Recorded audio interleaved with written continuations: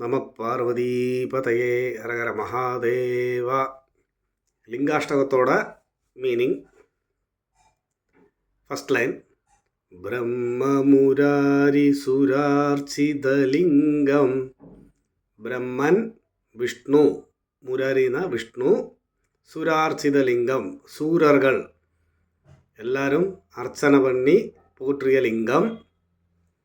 நிர்மல பாசித சோபிதலிங்கம். நிர்மலம்னா தூய்மையான, பாசிதம்னா பிரகாசிக்கிற, சோபிதலிங்கம் ஜொலிக்கிற லிங்கம். ஜன்மஜ துக்க விநாசனலிங்கம்.